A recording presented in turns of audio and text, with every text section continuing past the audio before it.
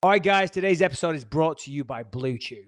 It's the chewable pill that works quickly and will boost your bedroom performance. So please check out bluechew.com and use the promo code BELIEVE and just pay $5 shipping. Remember, bluechew.com. Let's start the show. Conceive, believe, achieve. Shut the fuck up. And new undisputed UFC middleweight champion of the world, Michael the Count Bisping. This is Believe You Me on the Gas Digital Network. Happy Monday, Lewis. Happy Monday, motherfucker. What's up, son? 4 o'clock. What's up? It's late, but it feels on time because we decided 4 o'clock and we're starting right on time. It's nice. Yeah. Okay, great. Excellent. Good news. Is it late? Is it on time? I don't know. I'm lost, but we are starting. We had no technical issues, which is rare, which is good. I'm amazed. Well done. Although it didn't stop you from, sniping at your staff a little bit. I did notice that. You did, you had a little go at them, but that's okay. They're your Mike, staff. if you don't keep your staff on edge constantly, you won't have a staff anymore. They should be a little bit afraid every time you walk in the room. Okay? You run a tight ship, my friend. You are a cruel boss. I like it. Yeah. I expect things to be done a certain way around here. We want to be increasing the production value on every single thing and every aspect every single week. So, let me crack the whip a little bit, man. Well, talking of which, we have a big special guest calling in later to the show, Tito Ortiz, the Huntington Beach bad boy, or the People's Champ. I'm not sure which one he goes as these days. Obviously, he's got a big fight coming up with Chuck Liddell, two old warriors. They're going to be doing this. Is this the third time or the fourth time? This is the third. Yeah, third. Third. It is the third time. Okay. Yeah, Tito did Shamrock 3 times after winning. Okay. He won all 3 times. He did the third one it was like a short, it was an early stoppage, I guess they called it. And there was people were pissed off. So That's right. Okay. So he's calling in a little bit. That should be fun. Hear what he's going to say. What did you do at the weekend? For me, it was pretty non-eventful, really. I had a quiet weekend at home with the kids. Although Saturday night, I discovered that my children haven't seen any classic movies. My son is 17, and he hasn't seen any good movies. He only watches new stuff. Yeah, so I went through it. I'm like, son, have you seen The Terminator? He's like, no. Terminator 2. He's like, no. I went through all these movies. He hasn't seen any of them. So I said, I cannot send you off to... Oh, yeah, all right, Terminator 2. They're bad examples. No, this is even worse, movies. Though. But I'm like... What I saw you posted that you did Family Night and you had The Burbs on. So out of all the classic movies in the world, you ended up settling on The Burbs. Yeah, well, because Lucas was there as well. He's 8 years old, remember? And The Burbs is a fucking great movie. I don't know if you've seen it, Lewis. I did, yeah. Tom Hanks. Shit about a Tom Hanks classic? Come on, get out of town. Family viewing doesn't get much better than that. I feel like, can an 8-year-old watch Terminator? Terminator's fine for an 8-year-old. Oh, really? In Terminator, when he's slicing his own hand off and pulls it off and turns around and he says to the guy, fuck you. Oh, yeah, that's classic viewing for an 8-year-old. He watches his father get into fucking fist fights where you guys tear into each other's face with your fucking knuckles. Real blood, real violence, real people, real emotion. That's where you're mistaken. He doesn't care. He doesn't give a flying fuck. He does not care less. Like, he came to a couple of our fights, my fights. I don't know who ours is, me and my wife. He came to a couple of the fights and he just stared at his iPad the whole entire time. Couldn't care less. Of course, you've seen on countdown shows, he just says the other guy's going to win. No, he hasn't seen too many of my fights, actually. I don't think he could recall a single fight, a single piece of action. But we watched some movies at the weekend because Callum goes off to college next year. My wife got a bit sad about that. Hopefully he's going to do 4 years of college. So he'll be gone pretty much essentially off our hands. That's the first for you as well, which is crazy. It's big. Well, it's a first for all of us because I never went to college. My wife never went to college. And, now he's obviously the first of our family to go off to college. My wife moved to England when she was 16. So that kind of messed up her hopes and dreams of being, a college attendee, whatever you call it. And myself, I went to college and I left pretty quick. It wasn't working out for me. It wasn't where I saw myself going. But yeah, he's off to college. I'm like, okay, before you leave, you have to watch some decent movies. You have to have a vocabulary of movies that you can go to and at least quote when you're with the guys. You know what I mean? So the Burbs, I know that's the one you go to. Well, that's the one I started with, Lewis, because we had a fucking 8-year-old there. It's not the one we're going to stay on. We're not going to say, oh, you know, what other 80s? Oh, Goonies next. You know what I mean? Goonies is a good one. No. Everyone says that. What? I mean, it's okay. It's a little overplayed. Are you trying to fucking pretend the Burbs is better than the Goonies? Put it out at Harrington right now on the fucking I'm saying it all day Twitter. long. In my opinion, the Burbs is better than the Goonies. Hang I up. liked Goonies. Whoa. Hang I up on liked him. Goonies It's over. when I was like 10. The show's over. I liked the Goonies. I liked the Goonies when I was like 10 years old. Maybe when I was 15, as a teenager, maybe a young adult even. As a 39-year-old man, quickly approaching 40, the Truffle Shuffle has lost its edge, okay? I don't care for the Truffle Shuffle anymore, all right? It was funny when I was at primary school. Now, not so much. The Burbs, that stands the test of time. That's a great movie. Look, I got to be honest with you. I have not seen the Burbs in a very, very, very long time. I remember Tom Hanks. Does he kill his neighbor or something? I remember there's scenes where they got the weirdo neighbors moved in next door. The Klopex. The Klopex. That's the name of the Klopex moved in. Yeah, that's the family that moved in next door. Anyway, so that was my Saturday night. What did you do, Lewis? Well, you know, it's funny. I started showing my girlfriend because my girlfriend's younger than me. So I'm 36. She's 27 years old. She's turning 28 in about a week or so. No one likes to show off, Lewis. No one, you know. She's 27. You know. She's living the dream, doggy. What are you gonna do? You're gonna trade her in when she hits the 30s? 30s. Low mileage, better body work. She got one more year. 29. As soon as she hits 29, that's it. Yeah. So I thought you said she was 27. She's 27 now, but she's turning 28 in a few days. And there's a lot of movies she hasn't seen. So I showed her Happy Gilmore a couple nights ago. She had never seen Happy Gilmore. Classic. One of the funniest. Shame. Oh. Get your bell. Hold on, where is it? Jesus. Yeah, shame. That is a classic. You know, me and my friends back in my DJ days, after I finished DJing, we go back to my mate's house and just watch that. And then Goodfellas, and then Casino. Just typical fucking young guy shit. But yeah, Happy Gilmore, so quotable. Anytime in our house, any single time in our house, and I mean this isn't for the sake of the podcast trying to be funny, because it's not that funny. But any time someone in our house says, my throat hurts, or, you know, if one of the kids come downstairs and says, Dad, my throat hurts, I always say, and now the kids say, well, now your back's going to hurt because you just pulled landscaping duty. Anytime anyone says, I've got a sore throat, a sore ankle, sore arm, whatever, we all say, well, now your back's going to hurt because you just pulled landscaping duty. You're not laughing. You don't like it. No? I don't know if I know. I don't remember the reference from the movie. I don't think it's the same movie, dude. Jeez. I think you're thinking of a different movie. It's in the nursing home. No, Ben Stiller, the little. Oh, yeah. Goes, he's right. No, you're right. Excuse me, my fingers hurt. He goes, oh, well, now your back's going to hurt because you just pulled landscaping duty. You know, right. Ben Stiller's the best. He's like, he's the best. Go to sleep or I will put you to sleep. You're in my world now. Like, Ben Stiller's fucking hilarious in that movie. So when they first get there and he's like, look, this place could be a resort. And then the woman slams on the front of the car. Mister, help. What did she say? Oh, can I get a warm glass of water? You could trouble me for a warm glass of shut the hell up. Yeah. All right. So we both had a little... yeah. You know what else I showed her that she loved? I don't even know if you've seen it. Maybe the most underrated comedy film of all time. Walk Hard. Never seen it, never heard of it. You will watch it tonight. You will thank me tomorrow. I promise you right now, Michael Bisping. Walk Hard. Walk Hard. It's a parody on... starring?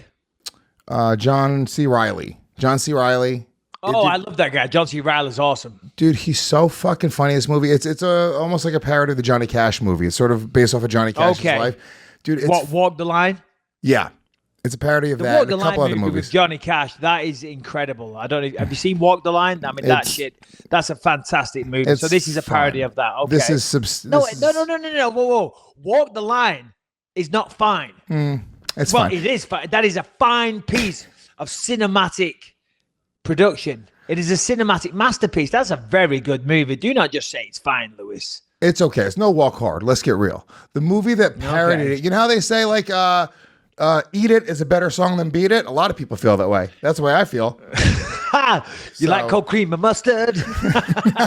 That's better. It connects. I connect with the lyrics. Just eat it. No, that is not better. If you watch, I'm going to send you a link. Go watch it tonight. It's fucking incredible, dude. Front to back, one of the funniest movies. People are going to be commenting all on the YouTube about how right I am about this because it might be my favorite comedy of all time. Last movie before we get into some real shit, because this wasn't the plan, but this should be the show. Fuck MMA. Fuck MMA. Let's just do a movie show. Movie parodies, right? Movie parodies. Well, we should do that sometime. This is a very it went under the radar, but if you watch it, it is very funny. You ever seen Meet the Spartans? Oh yeah, the parody. I did. They're doing the parody of 300. Yeah, it was okay. Dude, that is funny shit, man. If you thought that was funny, you are going to shit your pants when you see Walk Hard. I mean, you're going to literally start punching your neighbors. You're going to start you're going to sell your cars. Your world is going to collapse if you thought Meet the Spartans was fucking funny. Listen, it's not a competition.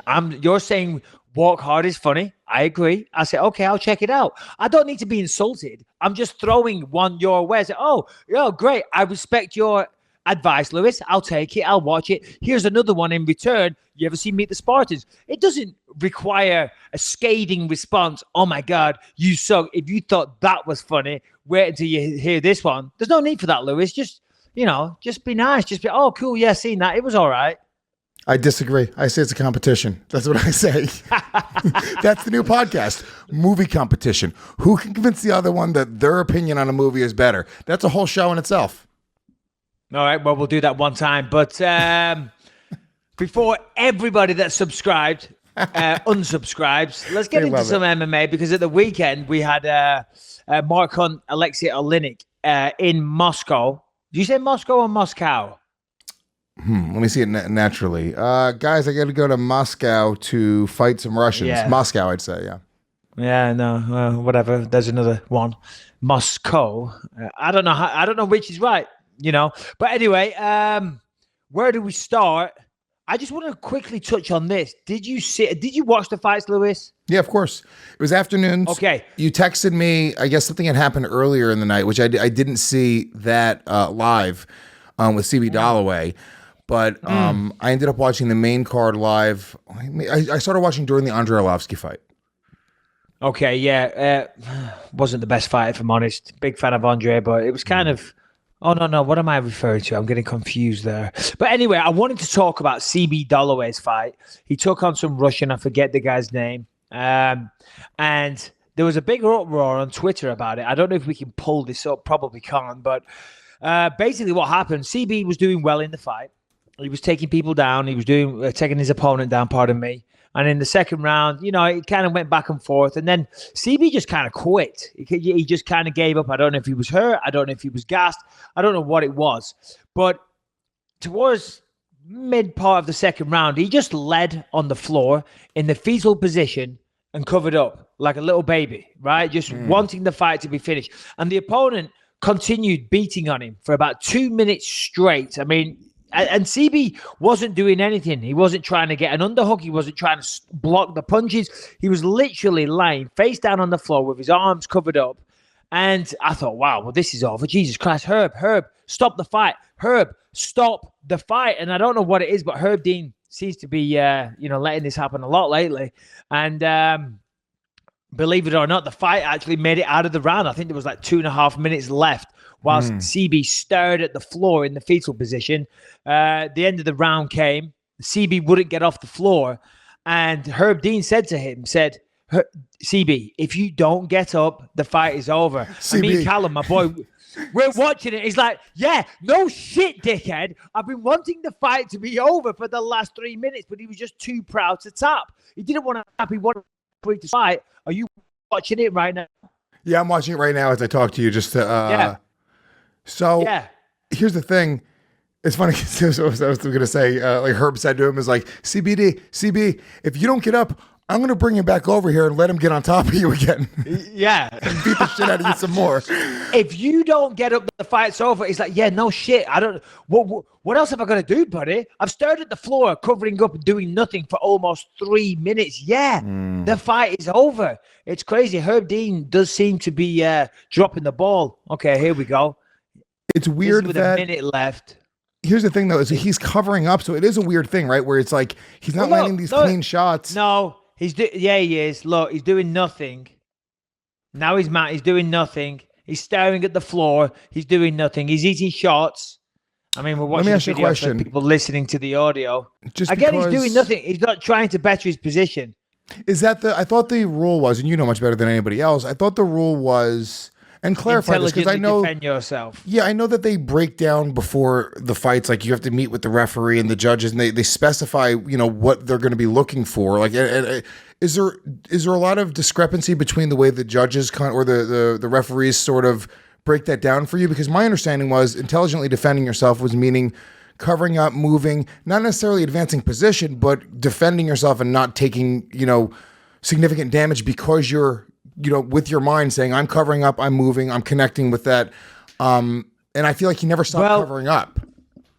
He didn't cover up, but that's not an intelligent defense. Staring at the floor with your hands like this, right, is not an intelligent defense. Some referees will say you got to improve your position, you know, but that's not an intelligent defense. An intelligent defense is trying to maybe tie an arm up, you know, get half guard and get an overhook so the guy can't punch you as much. Lying face down on the floor with your guard up is not an intelligent defense. And you're right, it does vary from referee to referee. You know, and as you mentioned, every referee comes into the locker room beforehand and they give you what they're looking for. And some will say you need to improve position. Big John McCarthy, he's very good at that. Well, he used to be when he refereed. He would be very clear what he was looking for. When he says, I need you to fight back, he'll say, that doesn't mean just cover up or defend yourself. It means improve your position, get back to your feet, escape the position. If you're in full mount, maybe get half guard back. You got to show the referee that you still want to be in the fight. And I'm sorry, but lying face down on the floor with your guard up, that doesn't. And, you know, CB could have been really hurt there. He could have been really hurt. The point where he turns, where he's belly down, not doing anything, that's the moment where it should have been stopped. Yeah, that's crazy. I'm watching it. I'm watching it really closely. Wow. Yeah, and he just keeps getting teed off on, you know. And he could get hurt. I mean, I like CB. It was a shame. I thought he'd win that fight. CB's very talented, but, you know, he's another guy. He's been around for a while. See? He's just taking it. Yeah. At the end, when the round stops, the last 8 seconds, it's like he's face down, just taking shots to the chin. It's not even like he's getting shit on the hands. Yeah, you're right. You're 100% right. I don't know what. Yeah. Thank you, Lewis. Thank you for not undermining me on my own podcast, but I appreciate that. But that's what's great. I love it when you undermine me. We need healthy debate and discussion. Well, I feel like from what I saw before where we were just showing on the video, like he was covering up, but when he turns, that gets crazy. Yeah, definitely. What is going on with that? Did Herb Dean Harrington, you would know, did he give any defense to what happened there? Any interview, any question? Because that's an extreme example. So. Yeah, well, he's been doing that a lot recently. Of course, who was the other one? Mario Yamasaki, he had a couple of bad ones recently. But yeah, Herb Dean seems to be doing that. I mean, at the weekend on Twitter, some Twitter account shared classic fight moment between me and Anderson Silva. And there was a Herb Dean moment in that as well, obviously. End of the third round, Anderson Silva got that flying knee on me when I was pointing at the floor, asking for my fucking mouthpiece. Now, to be fair, you can't call a stop in the fight, but Herb Dean could have, he could have said, well, hold on, give the guy his mouthpiece, because the rule with getting your mouthpiece back is that there has to be a break in the action. And when there's no punches being exchanged, that's a break in the action. And he didn't give me my mouthpiece back, but whatever. I still got all my teeth. Question. We probably did discuss it. Were you winning that round up until that point of that round? I was winning. I won round 1, won round 2. I was winning round 3, but he dropped me with the flying knee right on the buzzer. Because a lot of dicks on Twitter, a lot of people on Twitter still go, oh yeah, it's bullshit, man. He knocked you out. That should have been a finish. No, I went down on the bell. and I wasn't unconscious. Yeah. You know what I mean? And He I got fucked back up. to my feet. Anderson fucked up by celebrating for too long and giving you more time to recover between the rounds. He started getting up on the cage like an idiot. Like a fool. And the funny thing is that people always talk about that fight and they go, oh yeah, could you imagine for Anderson, the adrenaline dump? And he says, the guy thought that he'd won. And then he's going to go back. Imagine climbing a fence. Imagine that. And Jason Perillo always says, what the fuck are you talking about? Adrenaline dump? Try having your face knee to obliteration, opening up several cuts that required 40-odd stitches in your face and being totally out of it. Which one you think's worse? Oh, the poor guy had to get on the ring and thought he'd won. The adrenaline dump. And the other guy led on the floor like a pile of fucking red bloody potatoes that have just, to be fair, nearly killed. He had to climb up on the fence, climb back down from the fence. Okay. It's a ton of energy. Nobody's talking about that type of, he held his hands up in the air, I believe, a bunch and screamed a lot. Yep. That takes a lot out of you, Michael Bisping. So I don't know why you can't understand, maybe from his perspective, what that did to him. I need to look at other people's perspective more often. You're right. I need to work on myself. I also love the moment where you're going from like the reality, like, I'm winning this round. Oh, my mouthpiece fell out. Herb, can I grab my mouthpiece? And then bang! You're like, what the fuck is going on right now? What a fucking weird moment in the fight. But it weirdly canceled it out, right? Because he hit you with that shot, which is sort of a cheap shot, but like a misstep on your end for leaving it open. It wasn't a cheap shot. Some people on Twitter say it was a cheap shot. It wasn't. He knew what he was doing. No. Yeah. Well, listen.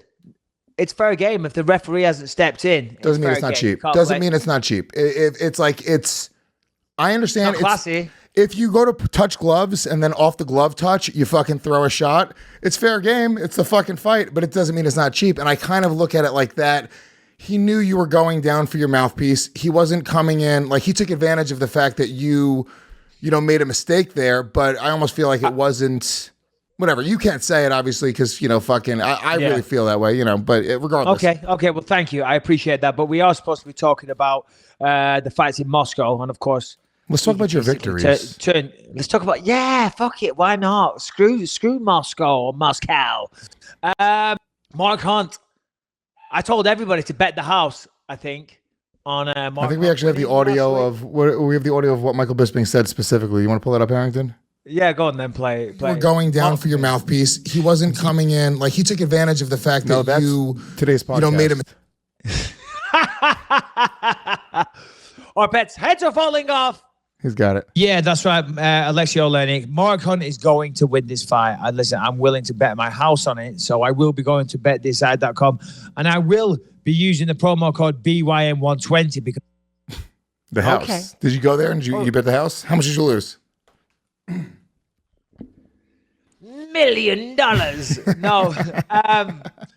All right. So what? I got it wrong. That is the thing on MMA. That is why betting on MMA, which I do recommend if you get a great killer deal, like with BetDSI, but it's a risky business. Like a lot of people that like to gamble a lot of money, they often they'll text me and say, right, big fight this weekend. Who's going to win, Mike?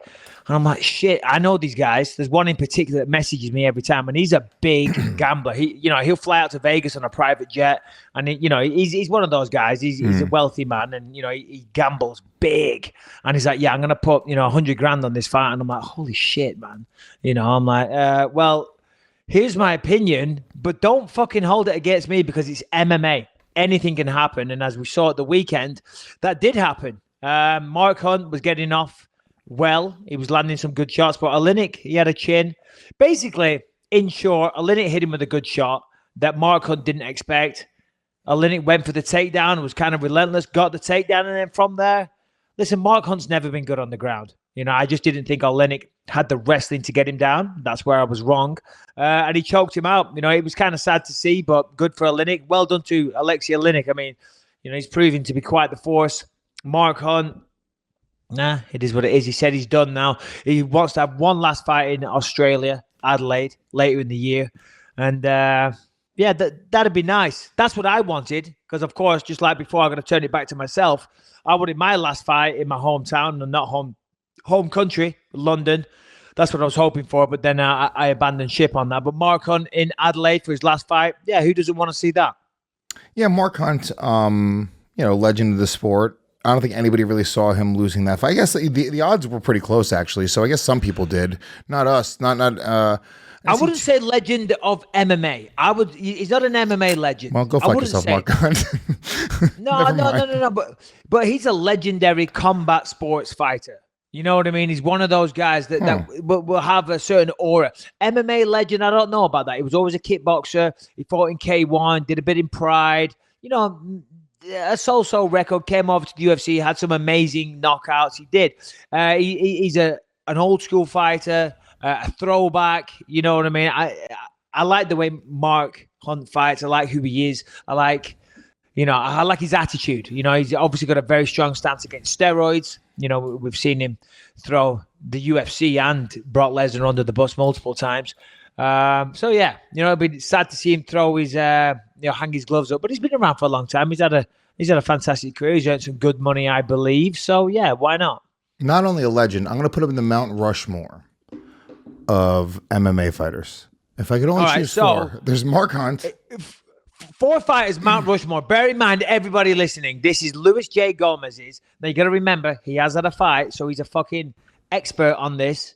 Mount Rushmore of MMA, including, would it or would it not include the guest we're about to call in a few minutes? No, it does not. It's Mark Hunt. Two places. We're going to tell him. 2 places. We're going to chisel Mark Hunt's into the mountain twice.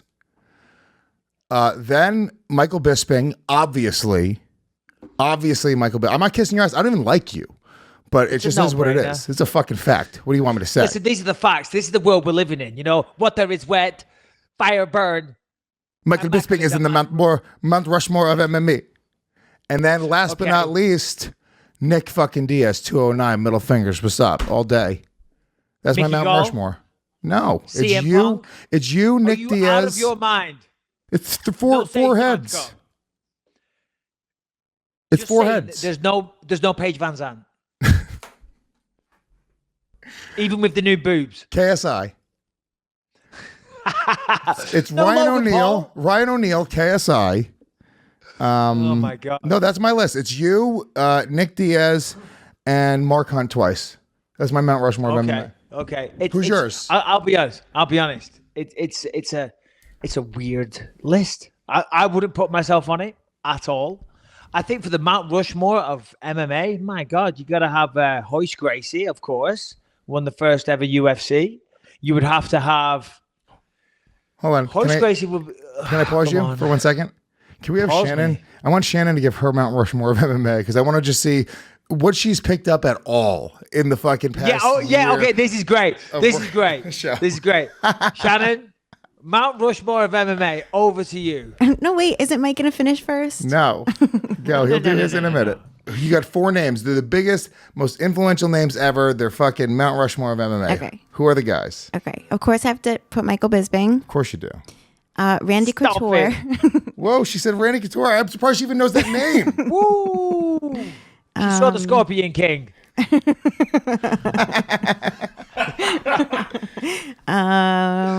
She was the only one. Wow. Can I Tito Ortiz? There you go. Smart. Boom. Lyoto Machida. Okay. Okay. She just named the name. The fact that she even tapped it in at the end, I'm like, fuck it. She named the name. Hey, it's good. It's good. I mean, Lyoto Machida, he's not everyone's first choice for Mount Rushmore, but whatever. You think he's good looking, that works. We all have our criteria. All right, back to me. Let me see. So, Royce Gracie, believe it or not, and it's not just because he's calling in just a second. Tito Ortiz, I think he did a lot to help build the sport, and he's one of the originals.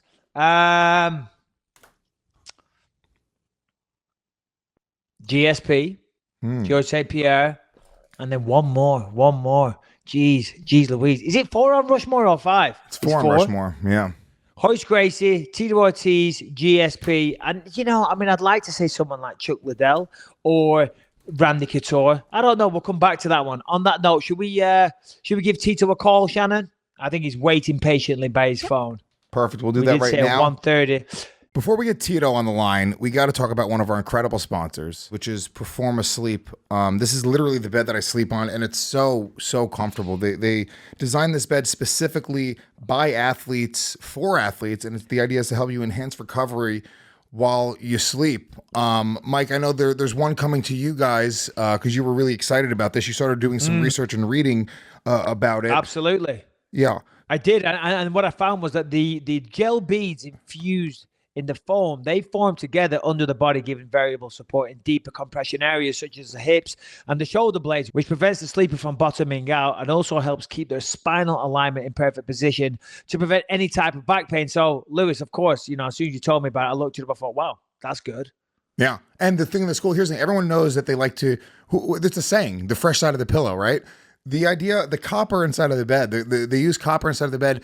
It keeps the bed cooler. So your mattress is just naturally cooler because it's a natural heat conductor. So you just have a nice, cool, comfortable mattress to sleep on. Performa Sleep offers free shipping straight from the manufacturer to your door. So they're cutting out all the middlemen. There's no salesman on a floor that's trying to upsell you some stuff. And they offer a 100-night in-home risk-free trial. This means that you can test it out, see that you love it, see that this is the right bed for you.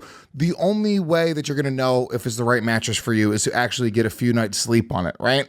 Here's the deal, okay? This is actually specifically for our listeners. If you go to performasleep.com right now, that is performasleep.com, PERFORMA sleep, SLEEP.com, and use the promo code BELIEVE, we're going to give you $150 off of any size mattress. Which is a good deal any way you slice it. $150 just by using the promo code BELIEVE.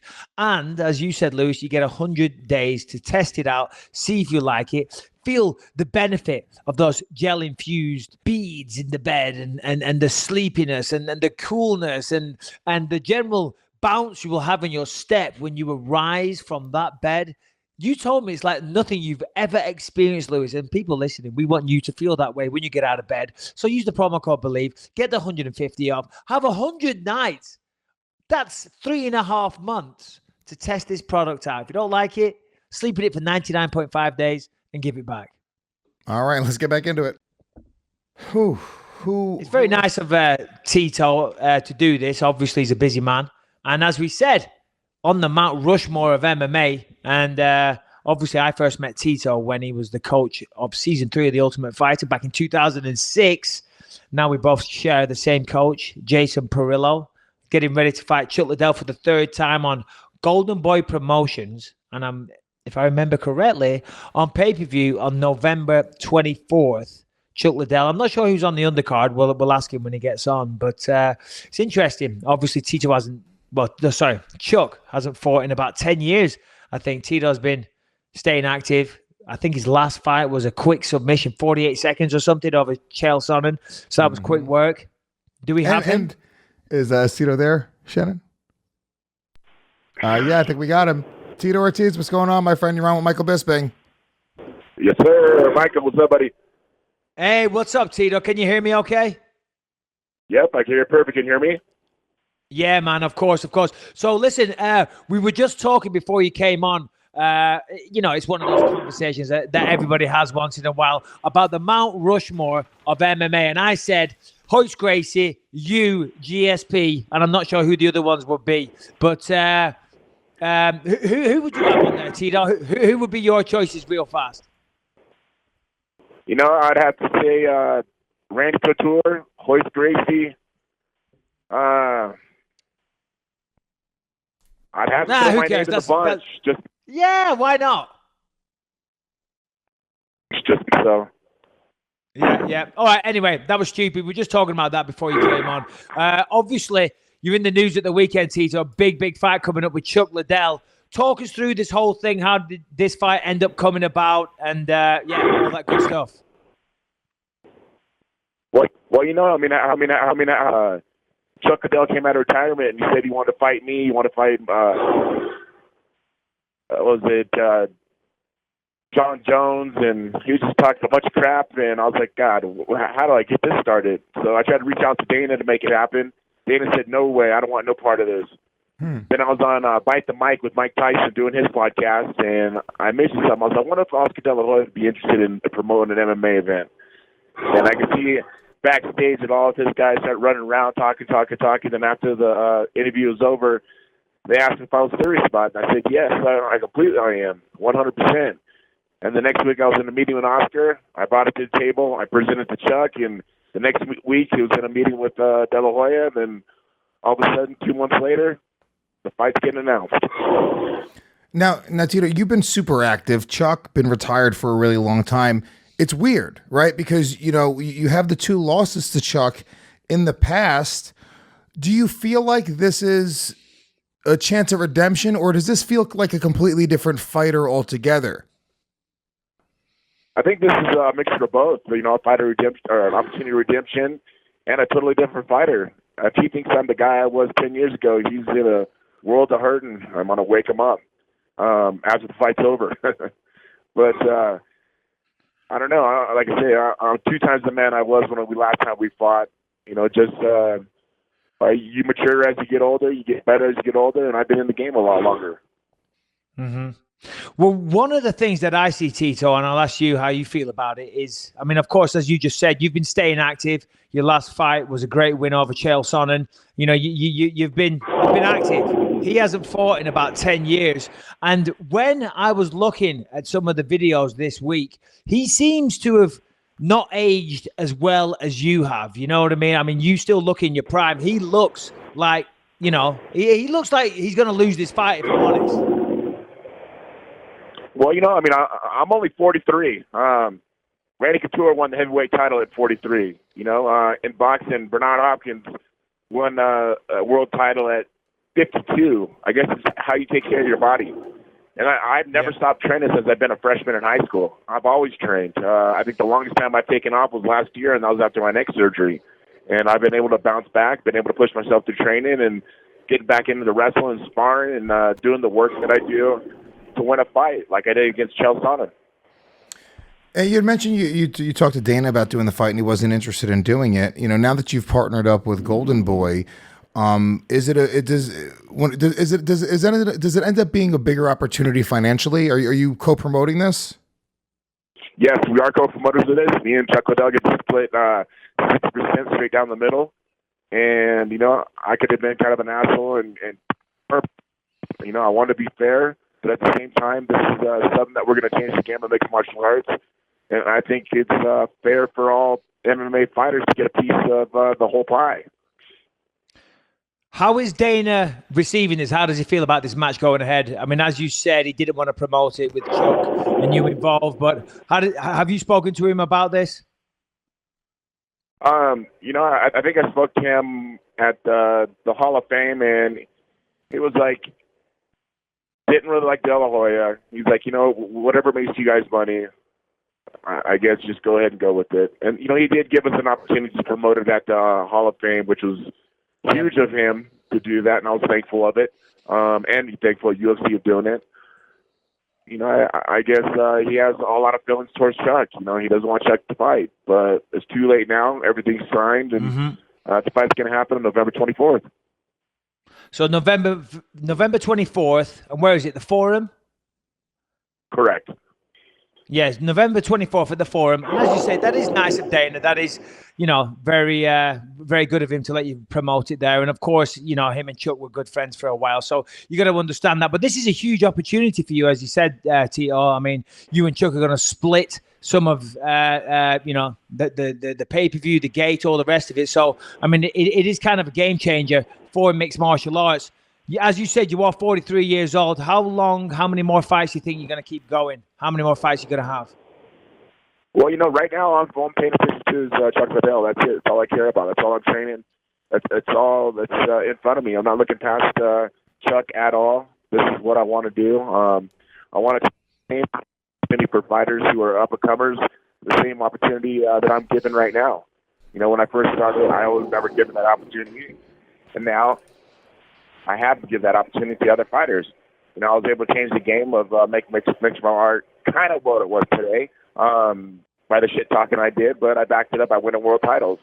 Now I get to change the game and the business acumen of it, of giving these fighters what they truly deserve. You had mentioned Randy winning the heavyweight title at 43 years old. Do you see yourself doing these fights to, is there a bigger picture where you want to either go for a world title or maybe, fight for the UFC one day again? Or do you see this as sort of just you're going to take some fights, toward the end of your career? Yeah, really, that's really what I'm asking. What do you think?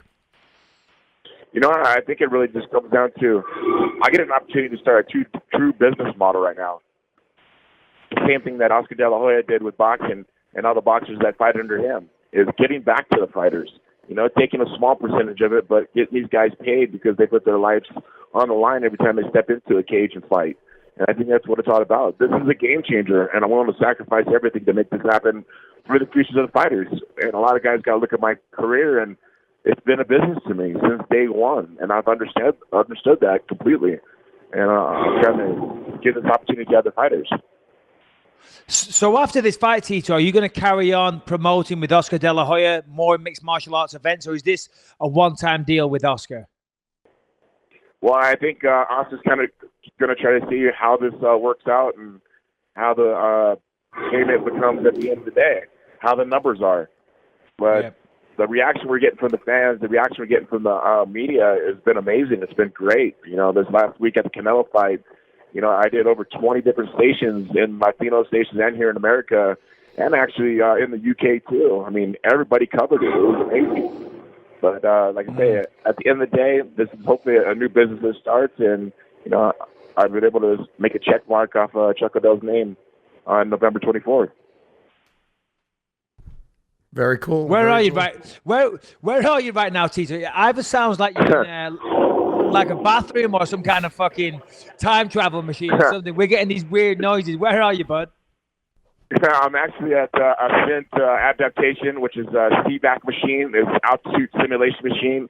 It simulates altitude. I'm actually climbing right now up to 22,000 feet, and I dropped down to 1,000 feet in 2.4 seconds. And I do this in sessions of 20-minute sessions, about 5 sessions a day. But this helps the lactic acid out of your muscles, helps recovery. It helps you sleep really well. I know it just helps my cardio and helps me push myself during the training sessions. All right. Well, it sounds extreme. I don't know, when you say that you're going from that altitude to that altitude and doing an interview in the middle of it, I feel like it sounds a lot more extreme than it must be, because I'm waiting to hear like a drop in his voice, and it just you don't even understand. Trying to do an interview in this thing you're at 20 feet is kind of like your brain's deprived of oxygen, so you're trying to put words together and makes it super, super hard, but at the same time, once you get the idea, I guess you're able to say it. Yeah. So, I mean, like say right now, 23,000 feet. It takes to put the words together. It is challenging. All right. Before we let you go, you tear your body into different, directions and change your molecules and all that other stuff. We're talking about this Chuck fight, and it's really interesting because, look, dude, I'm a fan of both of you guys, and I'm an old school UFC fan. And I started off, being a fan of that era specifically with you guys being sort of at the top of the game at that time. Chuck with being off for 8 years. Have you heard anything where like he's either looking good or not looking good or anything? Because that's such a long time to be off, and he's so much older to be coming back at this point. I'm like, as an old school fan of Chuck Liddell, I'm almost kind of worried for him because you've got victories in the past few months. Yeah, well, actually, it's been a year. When I fought against Chell, that was January 21st of 2017. I put myself through a grind. I had no rock unturned. I did everything I possibly could. Chuck hasn't been doing that. But he looks and he says he can knock me out, so he's going to have to prove it. Yeah. All right, well, listen, so November 24th, live from the Forum, available on pay-per-view, Chuck Liddell versus Tito Ortiz 3. I'll be watching it for sure. Everyone else should take time and watch this fight. It's going to be epic. Tito, anything to leave us with before we let you go and get back to your training? It's just funny how people kind of count me out when they say that I'm an older man and da-da-da. And my last fight against Chael, saying, that choke was a fixed choke. These guys don't believe me. Come down to my gym, come roll with me and see how strong I am. Just let me get you in that choke and let me squeeze and put a lock on you. Yeah. People don't understand the stuff that I put myself through during training. And you just got to be confident. You got to work hard. Through the surgeries I've had, I shouldn't be doing what I'm doing today, but I'm able to do it with the mindset of knowing that I'm able to do it. And I want anybody who's out there and is going through training and has hard times and need to get out of bed and get to training, it's all for a reason. The reason is knowing yourself that you can do it. All right, buddy. Well, listen, if you want to do some sparring leading up to the fight, give me a shout because I'm around and I need to get my ass back in shape. So if you want to kick my ass a little bit, I'm more than down for it. Tito, we appreciate you calling in and giving up some of your time whilst in training camp. So thank you very much and kick ass in the fight. Thank you, Michael. And yes, I will take you up on that training. You guys can be that right, sparring you're doing. You're in shape yourself, buddy. Thank you. Yeah, I'm trying. All right, Tito. All the best, man. Have a good day. Talk to you soon. All right, man. Cheers. Thank you much. Later, buddy. Very cool. All right. Tito Ortiz. He did sound... You were a big fan of his, Lewis, right? Well, I was back in the day. I was a huge Chuck fan, and then because of my Chuck incident at the Mel's Diner in L.A., now I'm fucking even retroactively in my memories. I'm erasing my memories of being a Chuck fan, and now I was rooting for Tito back then. Isn't it weird how your brain does that? You know, like something happens and then you rewrite history in your own mind, and you will you'll defend that viewpoint to the death, but that isn't really how it happened. Much like every time me and you have a difference of opinion, that isn't how it happened. But in your mind, you change everything, you twist reality. You should have seen me during your Jorge Rivera fight with my Puerto Rican flags and a sombrero. Yeah, I can only imagine. You know, it's funny there because Tito said, everyone thinks I'm the older guy, but he's not the older guy in this one. Chuck Liddell, listen, I'm a huge Chuck Liddell fan. You know, I said something then in the interview. I said Chuck didn't look good, and he kind of doesn't, you know, and that's not trying to be disrespectful. He just, like, the way he's walking, he just looks like, he walks like a fighter that's had a tough life. You know, that's what I mean. You know what I mean? He kind of has that walk, kind of like the way a lot of older fighters do. So it's going to be interesting to see how Chuck actually turns out on the night. We've seen Tito time and time again recently. Go on, you're shaking your head. I don't think he has any chance. I think Chuck Liddell is a fucking, and this isn't because I'm kidding about the dumb Mel's Diner thing. That's not painting my opinion on this. I think Tito's going to fucking steamroll him, dude. He 8 years, 47, 48 years old, or how old is he? Was he 47? And I think he got knocked out. Chuck is 48. Yeah, like 6 out of his last 7 fights, he kept on getting knocked out. It was crazy. Cold. Rich Franklin, Rashad Evans, Rampage Jackson. Who else? There was a couple of others, and he just got laid out. Fucking cold, man. So that's why he had to retire. And now it's been almost 10 years, or is it 10 years to come back? I don't know, man. So I was thinking about this. I mean, maybe because it's been 10 years, maybe that's a good thing. Because maybe that's giving his jaw, his brain, time to heal. You know what I'm saying? Maybe he comes back and he is, you know, a younger version than what he went out at. You know what I mean? The version that was getting knocked out all the time. Maybe mentally and jaw-wise, maybe he's stronger. But I know that he does like to party as well. So if he's been partying like an animal for the last 10 years, then that's going to have a detrimental effect as well. Your question was? Well, Quentin Jackson, Rashad, Shogun, Rich Franklin, these guys all knocked him out. We should get somebody that understands the science behind it. I have a friend, Dr. Steve, who's he does a podcast who's great. Maybe he'd come on, or even maybe OC Fight Doc would come on and talk about it because that's an interesting thing. Can you know, would the recovery time help him with his chin? I don't know if the chin is going to be the issue with Tito. It's not like Tito knocks people out. Like, I think Tito's going to steamroll him. I think he's not going to be I think Chuck Liddell being not active for this long and it's an athleticism thing. And if you're not used to doing this, who knows? I mean, if Chuck Liddell's in the gym, you know, putting himself through everything, it just seems like it's a little weak. He wasn't looking good in his last few fights, and to take this much time off and to have that much age on you, it doesn't look good. And Tito actually, he's not kidding when he says it. Tito looks as good as ever. The fact Tito Ortiz, dude, his last UFC fight, maybe it wasn't his last UFC fight, but he fucking beat Bader. Remember when he beat Bader in the UFC and nobody thought he was going to beat Bader? 100% I do. I was there, I think. It was crazy. It was one punch, he went down, then he got him in a guillotine. Yeah. Nobody expected it. Nobody expected it. And, you know, he has been training hard. But, all right. Bader's a current champion. Ortiz. Bellator. Yeah, you're right. You're right. Absolutely. So, yeah, November 24th, live at the Forum, available on pay-per-view. Check it out. All right, guys, you're looking to last longer and go extra few rounds. We're talking about the bedroom performance here, of course. Well, if you want to go harder and stronger, go to bluechew.com. Bluechew.com is the first ever chewable that brings your performance to another level. Check this out. They've got the same active ingredients as Viagra and Cialis, so they definitely work. And since they're chewable, they'll work faster than a pill. You can take them anytime, day or night, even on a full stomach. And this stuff is cheaper than those too. So this is a no-brainer. You just get them very simply by going online. Bluechew.com is the way to do it. Lewis, talk about your experiences here, because we know you need help in this department, but thankfully, down to Blue Chew, you now have it. Everyone fucking needs help in this department. Let's not pretend that this isn't a normal problem. This is my theory. So what happens is you've been banging the same chick for a while. If you're married, this is what happens with older men, dude.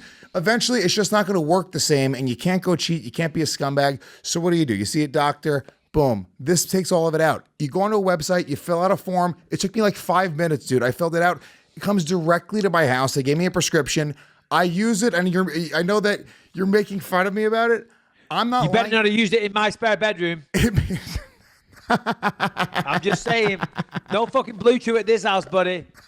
Blue Chew is a performance enhancer for the bedroom. Last longer, go extra rounds. Let me tell you this, Lewis, if sex was an Olympic sport, Blue Chew would be banned. That's why I say again, no Blue Chew in the spare room when you come here, buddy. Yeah, because to be honest with you, if you had an Olympic athlete in your house, you'd be like, hey, buddy, take the skis outside. It ain't training season, okay? I get it. I get what you're saying. But what it did, here's the thing. It made sex better for me as well. It wasn't just like, it just made it more exciting. The best way to put it, it was more exciting. It was fuller. You really not want to hear about my fuller. Fucking hell, Lewis. Jesus Christ. We get it. Everyone gets it. It works. BlueChew.com. It works. Listen, really does. They're a fantastic sponsor for this show, but if you ever describe the girth, the length, and the juiciness of your penis to me ever again, we're done. No more BYM. You know, even if they are amazing. But listen, in all seriousness, Blue Chew, the first ever chewable, same ingredient Viagra cells. We said all that. Works faster than pills, up to twice as fast. Take it on an empty stomach, all that stuff. Take it on a full stomach. Shipped directly to your door. Very discreet packaging, of course. Blue Chewables are prescribed online by a doctor and made here in the USA. All you got to do, promo code BELIEVE, pay just $5 shipping, bluechew.com with the promo code BELIEVE. Guys, boom. Come on. You too can be like Luis J. Gomez. All right, let's get back into the show. What else happened at the weekend? Triple G versus Canelo. You want to talk about that? I mean, I didn't watch it. You can give you put a video on Instagram, so break it down from your perspective. I don't fucking watch boxing. We tried to find a bar, trying to charge us $25. I'll tell you this. I'll tell you, they tried to charge you $25. I did a show to watch the fight. I did a show on Long Island. I was doing a live podcast Chip Chipperson, which is Jim Norton's like alter ego. Jim Norton from the UFC Unfiltered podcast. Did I see like a massive crowd of people there? Yeah, like it was like 1,200 people, theater. Wow, for a podcast? Yeah, live podcast. Fucking big deal, Luis J. Gomez. 100 episode 100 coming up, Michael Bisping. No wonder he's got a fucking big ego these days. You know, he's walking out fucking these mini crowds. You know, I mean, I've sold out arenas all over the world, Luis. You don't see that air of arrogance about me, do you? It's not a competition, mate. It's not a competition, mate. What has got to be a competition? Since when do I sound like a fucking cockney? Might shine your shoes, governor. Hey, listen, so, you know, it's funny people talk about MMA and boxing all the time and which is bigger and yada, yada, yada. At the weekend, we had Triple G Canelo, as we just mentioned, and I did do a short video. I watched it with my son. These teenagers, man, they know where to find live streams. I'm just saying, I didn't pay the 89. I put it on $89.99. I'm like, you bought it. Yeah, I definitely bought it. I bought it. I bought the live stream for $89.99. You didn't steal from these boxers. You never steal from a fighter. That's ridiculous. I didn't do anything. Someone else in the house. You thieving child. He's no son of mine. You're out the house, Callum.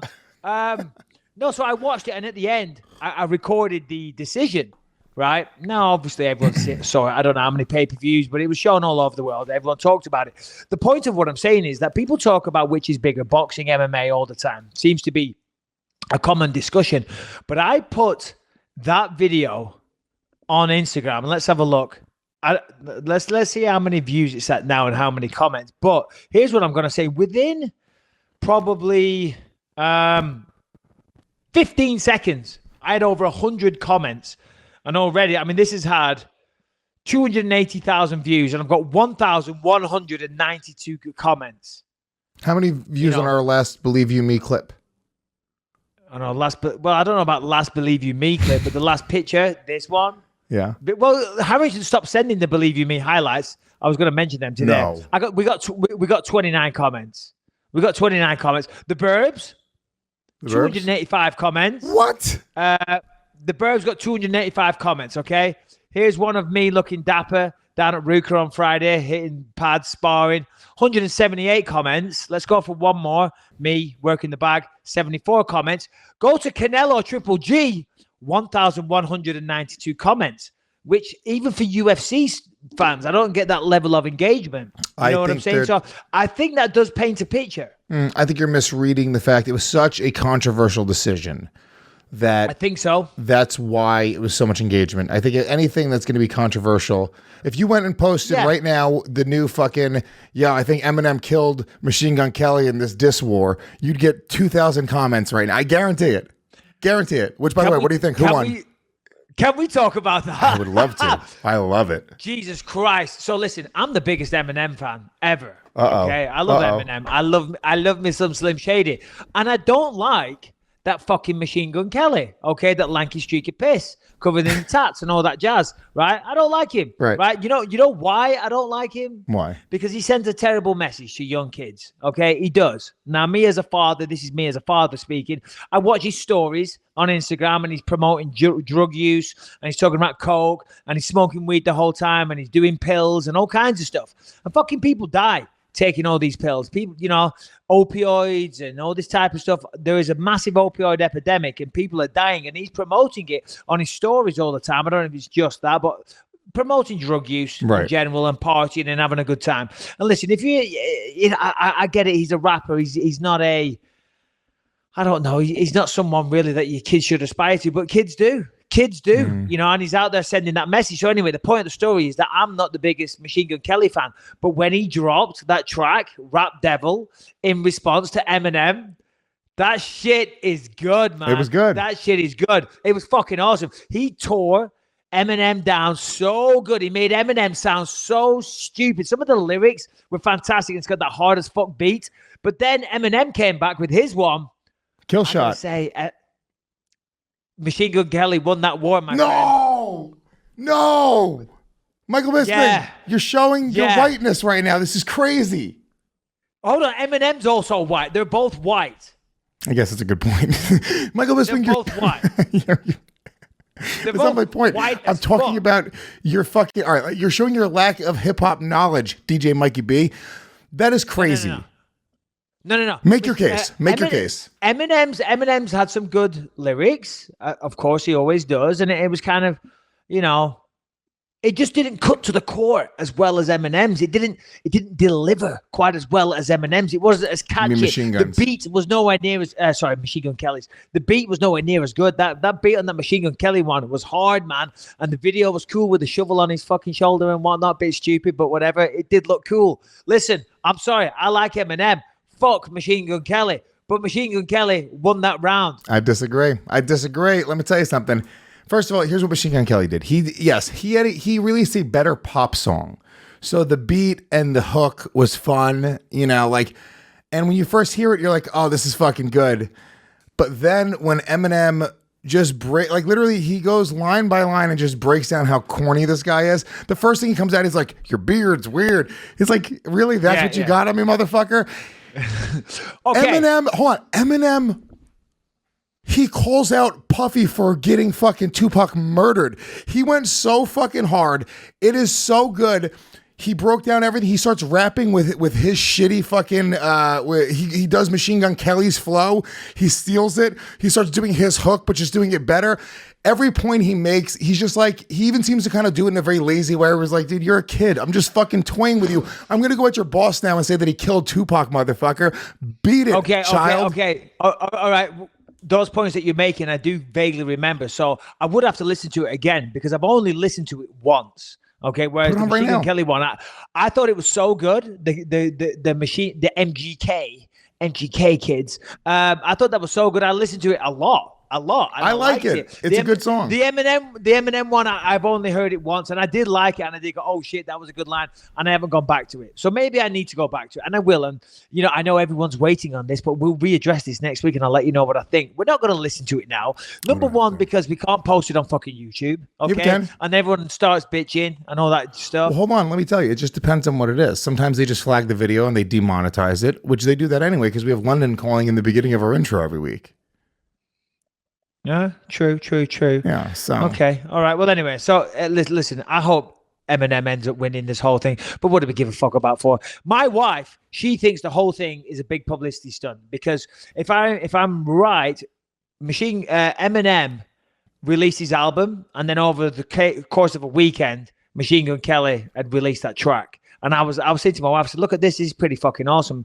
Eminem just released his album and Machine Gun Kelly came back with this. And she's like, there's no way. A highly produced video. He's a highly produced video, song, raps, lyrics, everything. And the video is done over the course of a weekend. She's like, Michael, you're falling for it. This is all marketing, two white rappers having a bloody... It's snowy in the background. Genius marketing ploy. She doesn't believe it. I'm like, babe, these are talented individuals. They can come up with it like that. I can freestyle a fucking rap all day long. Go. Just give me someone I want to talk shit about, and I'll do it. All right, go. Let's see. I'm not doing it on the podcast. Vitor Belfort, go. Motherfucker. Oh, no, but there's a delay. We can't do it. There's a delay. Sure, that's why you can't. No, it is Friday when I'm in studio. That's right. We'll do it. I wish we were coming in Thursday because they're doing a fucking press conference in New York City on Thursday for Conor and Khabib. Well, why didn't you tell me? Well, you know this. You work in this industry. I didn't know you wanted me to come in Thursday. Well, okay, that is a good point, though. That is a good point. We could have went to the press conference. Yeah, question. I'm not. Yeah, no. Stop. Statement, not question. Statement. Harrington in the notes. Admired the notes, Harrington. Very good. Great direction. Excellent talking points every week. Said Thursday, Conor McGregor, Khabib Nurmagomedov, press conference in New York. Will BYM be represented? You know what he's doing there? My response is, not by fucking me. Not by me. I am not going to a big MMA fight as a budding MMA reporter with a camera crew. Like I'm fucking Karen Bryan going, okay, guys, we're here at the BYM Conor and Khabib press conference. The energy is crazy. This is one of the biggest. Your Karen Bryan sounds just like your GSP, by the way. You need to work on your Karen Bryan. That was terrible. Okay. No, but I'm not doing that. I refuse to let myself do that. I am not that person. Mike. It wasn't that long ago, Lewis. I had the belt. You still have the belt, technically. There's one right behind me. You can do whatever you want with that belt. I mean, nobody took the belt from you. There's multiple behind me. I have Cage Warriors, Cage Rage. You got too many belts, to be honest with you. World's first annual trivia champion. Man of the year. UFC first annual trivia champion. That fucking stays. Okay?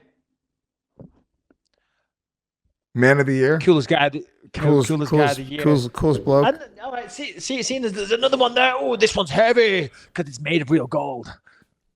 International Fighter of the Year. Jesus Christ. I got awards all over the place. What can I say? Can I tell you, you don't fall for Harrington's bullshit. Read between the lines here. What he was doing with that question was will BYM be represented? He's trying to get fucking free tickets to the press conference. He's a scumbag. That's what he's doing. He has nothing to do with the show. He wants to go and experience other men in person. That's what's happening right now. I wouldn't go as far as to call him a scumbag for wanting to go and represent our show and get some excellent sound bites. That's not what he's trying to do. To be fair, will be available online. They will be available Same online. exact questions asked by better people. Oh, my word. So that is happening. That's Thursday. Is it? Where is the press conference happening? Radio City Music Hall, right? No, Radio City. Okay. So that would be, obviously, Conor leaving Ireland, flying to Vegas via New York, stay in New York, couple of days there, do a ton of press, and then fly down to Vegas. A lot of people have been talking because he hasn't done that much press for this event. But to be honest, you don't need to. I mean, that's part of the reason why this is so big, because Conor hasn't fought in MMA in 2 years. Obviously, his last fight was against Floyd. He's a two-belt division champion, two-weight division champion, pardon me. So, yeah, he doesn't really need to. I mean, the fight sells itself. And, of course, the whole incident with the dolly, I mean, that's marketing gold. You don't need more than that. You don't need more than that. Just play that whole fucking thing on the Countdown show. Boom. There you go. Put that out there on YouTube a bunch more times. There you go. The fight sells itself. Yeah. Conor, there was a sticking point a while ago, I remember. He was like, I don't want to fly and do all this press. And everyone's like, but wait a minute, we all got to do it. And Conor's like, yeah. Well, that's why he got pulled from UFC 200, remember? He refused to fly out to Vegas. The UFC, they were kind of flexing their might there, flexing their power.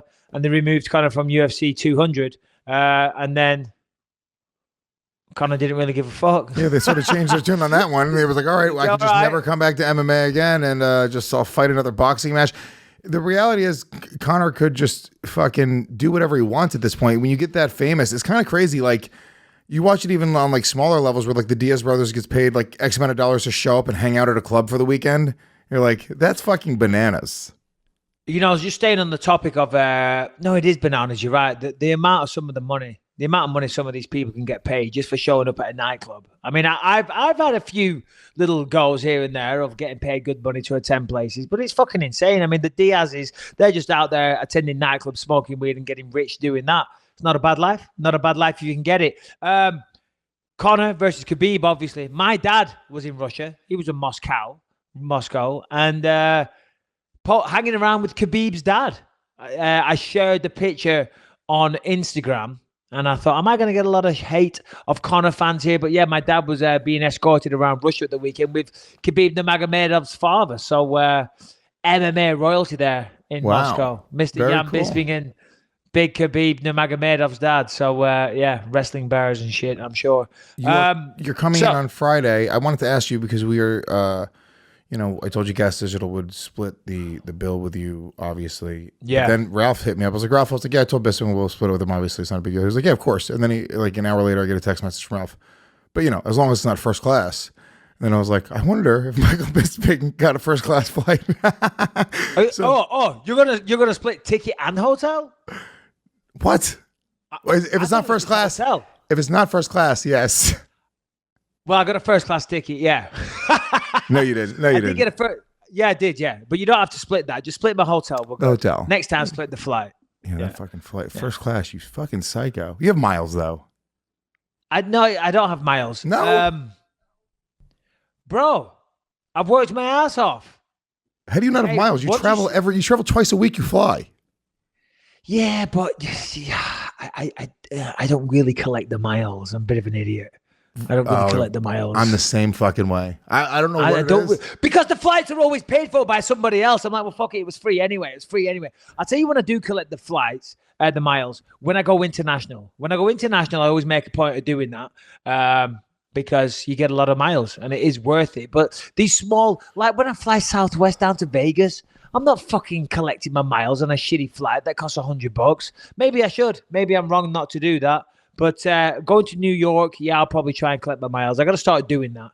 But generally, I don't know. And this one is first class. But there you go. I was going to book an economy ticket, but I didn't. So there you go.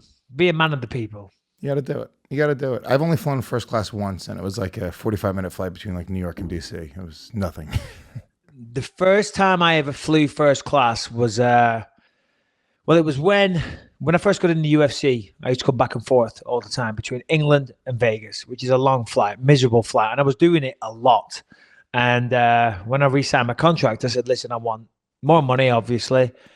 I want first class tickets or business class tickets. I want more tickets whenever I fight for friends and family. And I need a hotel suite every time I do stuff, you know. And they say, you can have one of those three things. So I picked the first class flights because I was doing that a lot. And first time I flew first class was Vegas, London to Vegas, Virgin Atlantic, business class. I didn't want to get off the fucking plane. We landed 11 hours later. I did not want to get off. I had the best time of my life. Full bed, had a nice nap.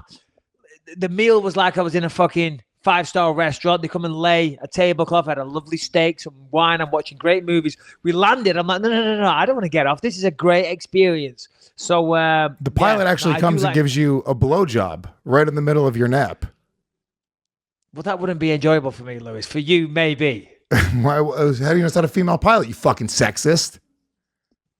Because I wouldn't have been on the fucking plane if it was.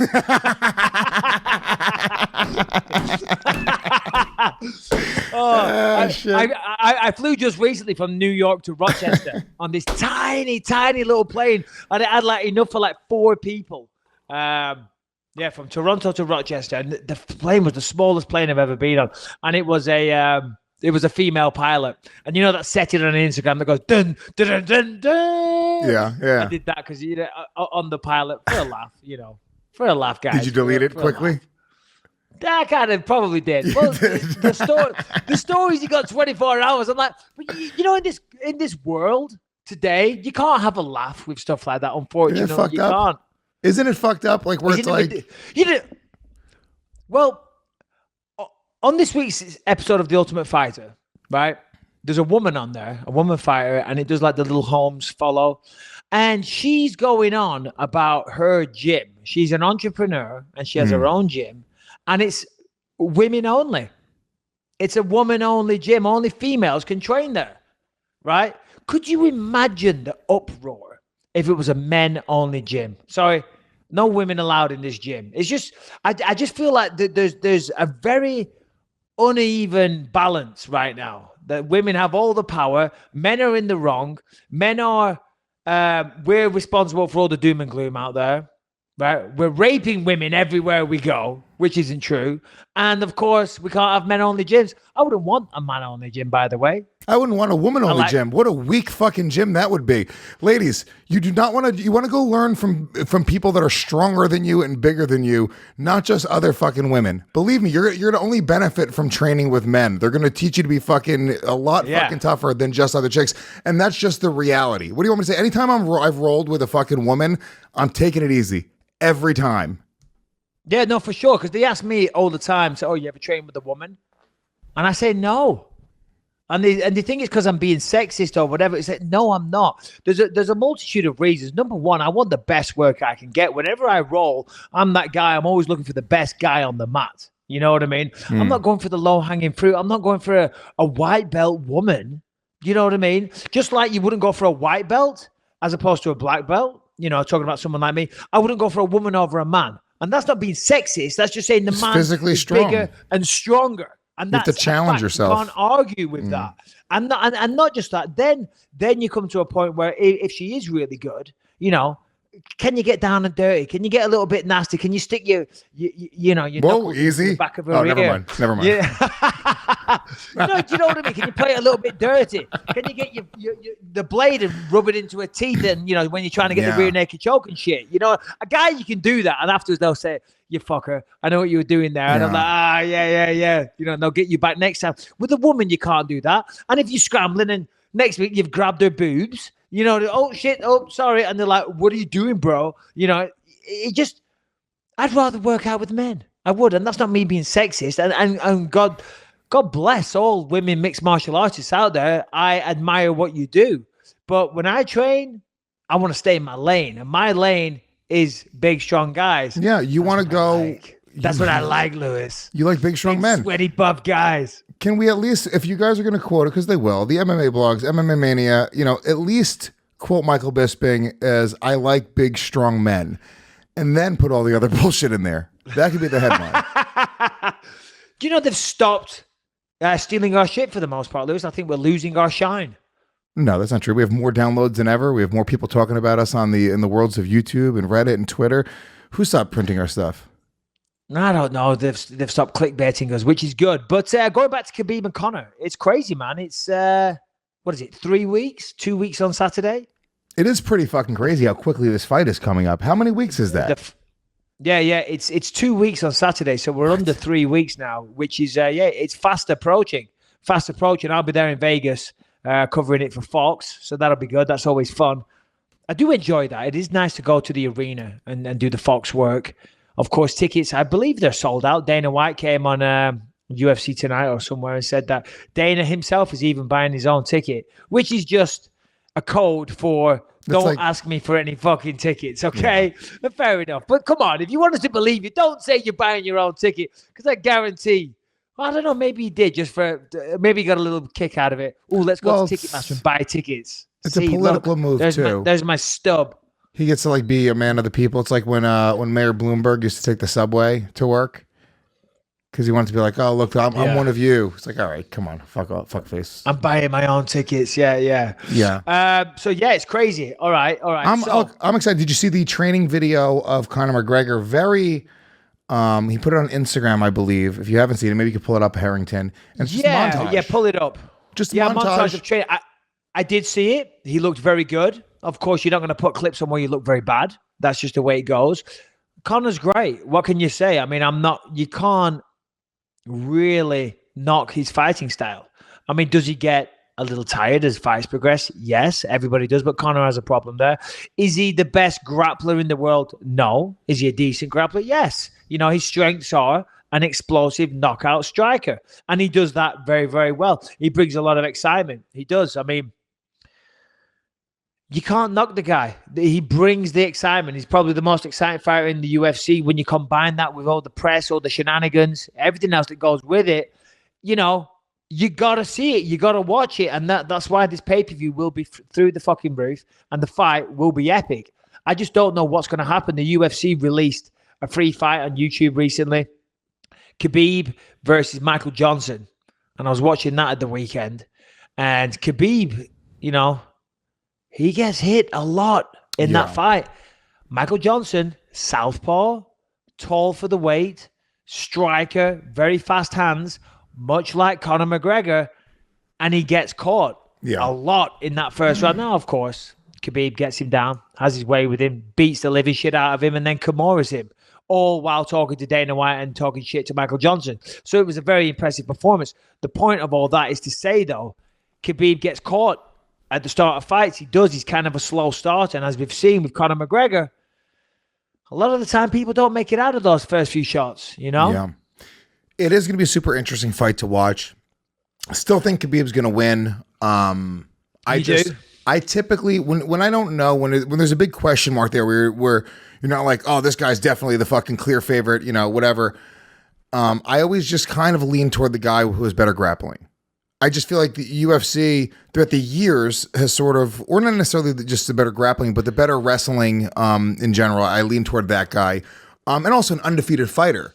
Khabib's never been beaten. He's never tasted defeat. We've never seen that formula before. And we have seen Conor McGregor lose specifically to a guy who was able to weather the storm and then take him down and submit him.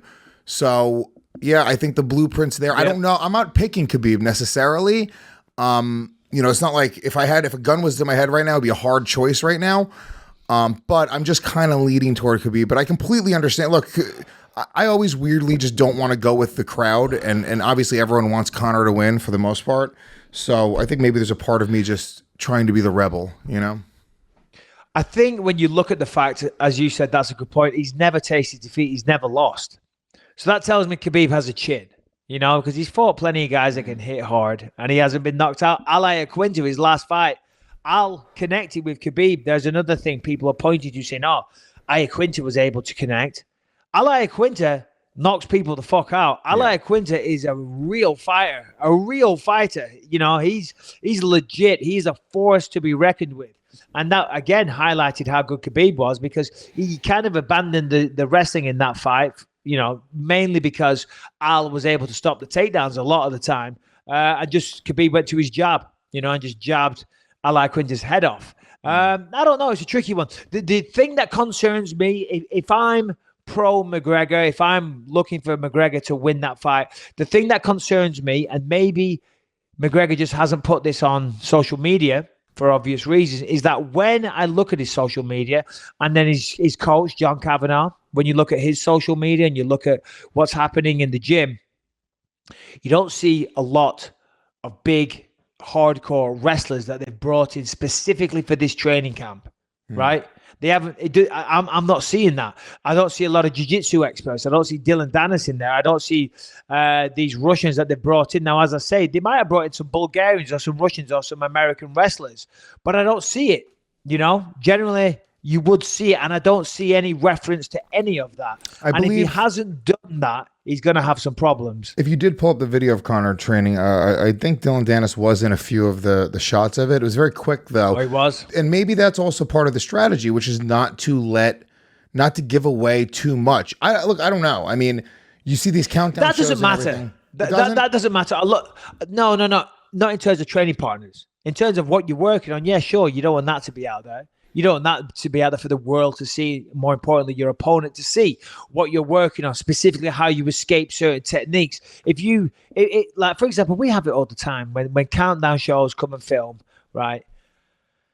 A lot of fighters, they'll say, right, okay, you can film us warming up or you can film that, but then that's it. You can't have any footage. I always said, fuck it, I don't care. You know what I mean? They're not going to learn that much from watching 30 seconds on a countdown show as opposed to watching how I fought for the last 20 years of my life. You know what I mean? All that footage is out there, but you're worried about what they're going to see on a 30-second segment on the countdown show.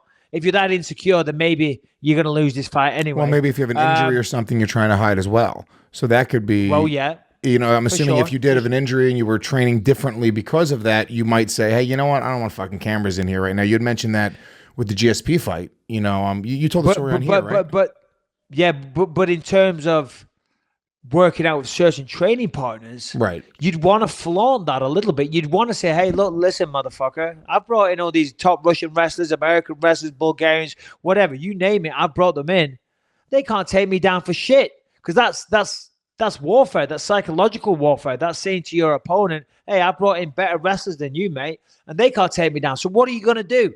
And I don't see that. So maybe I'm wrong. As I said, I haven't obsessed over Conor McGregor's fucking Instagram page. I'm not 12 years old. But from what I have seen, I haven't seen a lot of wrestling action going on. And sometimes you can be a victim of your own ego in those situations. Maybe because Conor hasn't really fought these big wrestlers like that, and if he hasn't addressed that, then maybe he's going to have a problem. That said, he's a smart fighter. His coach is a smart guy. They understand the game. So I'd be very, very surprised if they haven't brought in some wrestlers, especially when you consider the budget that Conor McGregor has. He's got a budget in MMA that no other fighter has. He can fly in 10 fucking wrestlers at the click of a finger, put them up in 5-star hotels, and have them very, very happy. If he hasn't done that, I'd be very surprised. All right, let's. We have some questions to get to in a little bit, but we do have this weekend. It's Sao Paulo, Brazil. Santos versus Anders. I mean, let's see. He's okay. So I take it that was a shut the fuck up. No, but that was a great reaction about McGregor. Yeah, I know, but it's like you stopped me in my flow of spouting greatness. If I do say so myself, on how he's going to prepare, and you go, all right, this weekend in Sao Paulo, we have Eric Anders taking on Thiago Santos. And I'm like, all right. On multiple levels, that's shut the fuck up. That's B, you're boring me. C, I don't give a fuck. I mean, listen, that'll actually be a very good fight. It was supposed to be Jimmy Manuwa. Yeah. See the professional I am, Lewis? I'm rolling with the flow. I'm going with the flow. I was just testing you. I wanted to make sure you knew what was going on. Well, being the MMA fan, the MMA powerhouse of knowledge that I am, I do know that it was supposed to be Jimmy Manuwa taking on Glover Teixeira. Glover Teixeira got injured, which forced Thiago Santos into the fold, facing Jimmy Manuwa. Unfortunately, Jimmy Manuwa tore his hamstring upon arrival in Sao Paulo when he went for a run. Eric Anders has stepped up into the situation and is now Eric Anders taking on Thiago Santos, two big, powerful strikers at 205 pounds. Does that fulfill your requirements? Do I pass the test of knowing what's going on? Shannon?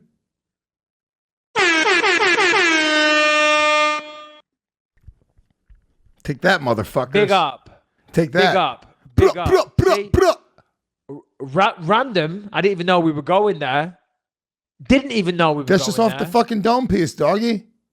And just like that. Fuck. Let's see. It's incredible. Let's see. How much does Michael Bisping have his finger on the pulse of what's going on with the world of mixed martial arts? Let's see. Test. Okay, test. 1, 2.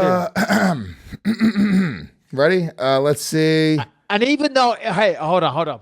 Even though I'm staring into a computer and I could Google this at any time, I won't because my hands are here. You see my hands. Somebody's belt has gone missing in Moscow. Who was it? Well, so here's the thing. Henry Cejudo was flying to Moscow and he lost his belt. Now, here's the thing. It seems to be a current trend with Henry Cejudo. He lost his Olympic gold medal in the Northern California fires. Now he flies out to Moscow and he loses his belt. The UFC, they were very good. They took him shopping. They bought him some new clothes, but he's yet to receive his belt. Will the belt show up? Will the bags be found? It's quite the cliffhanger. We don't know. But one thing I would recommend, Henry Cejudo, is that if you want that bag to be found and your belt to still be in it, stop telling the world that it holds your UFC tiny weight belt, because otherwise it won't be in there when you get to it. You know what I mean? We got to do a new segment on the show called Count on That, and it's where you give advice to UFC fighters. I like this. I like this. Ask me one more. Test me once more. No, I'm going to. God. I'm doing it. I'm doing it right now. My word. I mean, it's almost sad, is what it is. Okay, ready? All right, let's see. Next one. Let's see. What's big news here? Okay, John Jones was photographed looking nice and bulked up, standing across another fighter who's also pretty jacked up. Who was that fighter? Oh, shit. I don't know. Yeah, I mean, you go into the vault on this one. I mean, oh, God. I mean, hold on. It wasn't John Jones at like the Body Power Expo and Anthony Rumble Johnson was walking by him. I said, hey, yo, what's up? Let's get together. Let's have a picture. They caught up. They talked about old times. They talked about the possibility of them fighting. They squared up for the fans. They had a little shot. It was all in good nature, though. It was all fun. You know, yo, bow, bow, bow, bow, bow, bow. Okay, this is obnoxious. Oh, God. I like it, though. I like it. Look, you got your finger on the fucking pulse, doggy, and I appreciate that. It's what I do. It's what I do. Underappreciated. You know what else I have my finger on? Uh-oh. Keep it clean. Yeah. No, never mind. I was going to talk shit about someone else. Because, you know, no, I can't say it. Shame on you because you can't do that. Yeah. You can't fucking shame yourself. Shaming myself. For going, yeah. Oh, you know what I think? You know what? Never mind. You can't do that. because the wonderful thing she does? I need a D-shame bell because I'm going to do it. I don't give two fucks, right? As I get myself up to date on all this stuff, there's a variety of things that enter my mind space. One of those things was a video this morning, and it was Brendan Schaub. And the whole part of the video was someone talking shit about him and his son, who's called Tiger. Okay, I'm just gonna leave it there. Okay, What about it? He named his son Tiger. Okay, he named his son Tiger, like Woods. He named his son Tiger, and he also said the reason he did it is because, and I quote, "I'm super rich. My son wakes up in silk sheets in Santa Monica. Daddy made it. Daddy's rolling in dough. So I've got to give him some adversity." Just leaving it there. Okay, moving on with the show. Just leaving it there. Hey. Shame. On who? Who are you shaming? Yourself? On everybody. Everybody involved. Everyone listening to the broadcast right now, shame. Everybody. Shame. If you're still here. So anyway, I am going to be in New York Friday. In person. And we're doing a show Friday. We're doing a show on Monday. Guests, Lewis. I don't live in New York. All right. I deliver Tito. All right. Big J, get him on one day. And I'll see if Big J's around on Friday. Maybe. And if not, we'll see what's going on. We'll get some guests in studio. We'll figure it out. We'll figure it out. You know who we should get? Henzo. Who? Ooh, that'd be fucking awesome. Yeah, we should get Henzo in Gracie. studio. He's the best. I've never actually met Henzo. Coolest guy. Or have I? Yeah, no, for sure. I've interacted with him a ton on social media. You know, we like each other's shit. We comment here and there. Very, very cool guy. Of course, I have tons of respect for him as well. Dude, that would be amazing. Yeah, maybe we'll talk to Matt Serra. We'll talk to Henzo. Maybe get Matt Serra in. Get one of those guys in. That'd be fun. All right. How long we've been going? Should we do some questions, or have we still got time to kill? No, we'll do some questions. Now we're at an hour and 23, guys. Thank you so much for listening to this show. If you love it, you should know that we have every episode we've ever done on demand whenever you guys want to watch them on gasdigitalnetwork.com. Gasdigitalnetwork.com is a website. Use the promo code BYM. Get a 14-day free trial. See if you enjoy all of the other amazing episodes we have on the network besides the latest 15. Also go to iTunes right now. Leave us a 5-star ranking, positive review. Tell a couple friends about the show. We're fucking coming up, bitches. This is the Believe You Me podcast. And if you guys like MMA or not, we only talk about MMA, I'd say 6% of the time anymore. So there's a smattering of MMA in there. No, we do talk about MMA, but we do like to talk about other things. Which, do you think that people like that, or do you think they want to hear more MMA? What do you think? I think they like. Because I saw a comment last week. They were like, "Oh, finally, halfway through the show, and they finally start talking about MMA." Yeah, but look at all. Don't let the negative fuck faces get to us. We do this sometimes because 99% of the people are going. I don't. They're great. And then one guy goes, you know what? Fucking, they sort of talk, and then we shouldn't even consider that guy. Fuck that guy. No, okay? No. But my point is, maybe does that echo the general consensus, the sentiments of the regular viewers? Do they want to hear more MMA? Now, my answer to that is this: it hasn't been a big few MMA weeks. There hasn't been any big pay-per-views. Of course, we've got the Conor fight coming up. We're going to pay more attention to that as it unfolds. Friday at the press conference, we'll have lots to talk about there. We'll have some great sound bites. Conor always delivers. Khabib's actually pretty good and entertaining on the microphone as well. Other than that, I mean, what was the last big pay-per-view?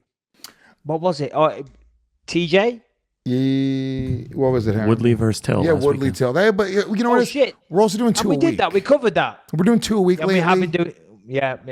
But fuck it. Hold on. Here's the thing. If you don't like it, you don't have to listen. That's okay. And I think people like when we are. No, you do listen. You listen. You subscribe. Turn it off right now. You retweet. You share. You subscribe to the Believe You Me podcast page. You subscribe on iTunes. You click follow on the Believe You Me podcast page on Instagram. Nope. I say right now, login, Lewis. You guys go subscribe to the Below the Belt YouTube channel, where you get the latest insights. Maybe go to the Jim Norton fucking MMA podcast Palooza page, and go to them. Go to Ben. That's not cool. We don't need to beg for subscribers. Fuck them. We don't subscribe. Yeah, but you keep doing it every week, and I must admit that I do cringe. I go, oh God, we can't beg for subscribers. So fuck it. Don't. Okay, we can't do it. Don't listen. I mean, do but don't. Do it if you're on a court. Don't do it because we're asking. But really we mean do. We're saying don't, but we're being cool. Let's pull the curtain aside a little bit. Fucking subscribe, obviously, dickheads. But we can't beg anymore. So from this point forward, we're no longer begging for subscribers. I have never begged for anything. I've never begged for anything in my life, and I certainly ain't going to start with fucking subscribers to a YouTube page. Okay?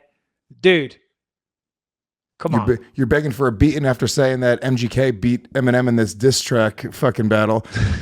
You're begging for people to call you a retard all week long because that's what they're going to call you. That's really bad. Lewis, you can't say retard in this day and age. Even Norm Macdonald knows that.